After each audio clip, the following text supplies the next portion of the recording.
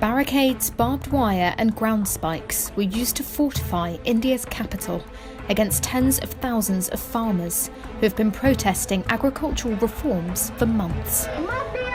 They arguably pose Prime Minister Narendra Modi's biggest challenge since he came to power in 2014.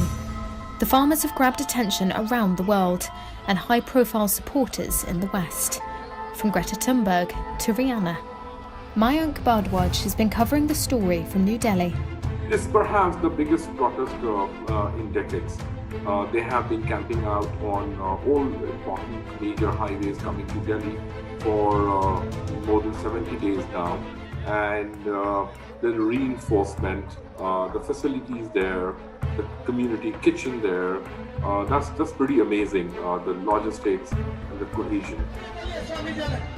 India's agricultural sector employs about half of its population, but accounts for only about 15% of the country's $2.9 trillion economy. In September, the Parliament passed controversial new farm bills, changing long-standing rules that govern the vast sector. Rallies eventually made their way to the capital, where protest camps sprouted on the outskirts. The campaign was largely peaceful until January 26th. Protesters drove a procession of tractors into the heart of New Delhi on India's Republic Day, some of them storming the historic Red Fort. Police met protesters with tear gas and batons. By the end of the day, one person was left dead and hundreds were injured. Farm leaders condemned the violence, but a tense standoff ensued in the following days. On January 30th, as some protesters began hunger striking, India blocked mobile internet services in several areas around New Delhi, prompting international criticism.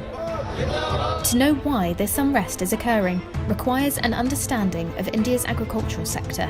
There are a few demands, but the most important one is about a law which allows private buyers, private retailers or traders or wholesalers to directly buy from farmers, be it at their farm, at their doorstep, and that basically changes an age-old law which required farmers to bring all their produce to government-controlled, regulated wholesale markets.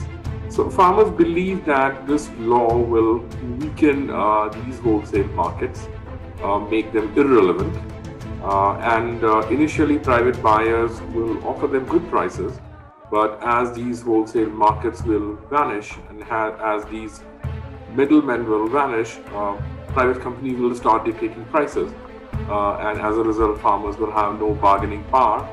And anyway, in India, more than 80% farmers are small growers. They have only 2 hectares of land. So they say, anyway, we do not have, the clout to deal with private buyers.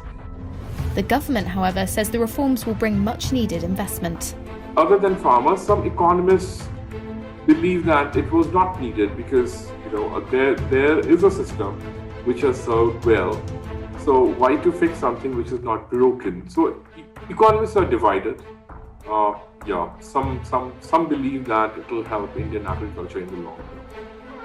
There have been several rounds of talks between the government and union leaders, but no sign of a break in the deadlock. The government has offered some concessions, but has ruled out abandoning the reforms. Modi retains a solid majority in Parliament, although the protests are beginning to undermine rural support for the government. He remains, no doubt, he remains the most popular politician. Even today. But to begin with, when this protest started, it was largely confined to 2 the bread basket states of Punjab and Haryana. But we have seen in the past few weeks it has spread to other parts of the country. So now it threatens his, to dent his popularity in villages at least. Protesters say they're going to scale up their efforts, and they won't back down until the bills are repealed. This is Pakistan Observer. For more latest news, subscribe to our YouTube channel. Thank you.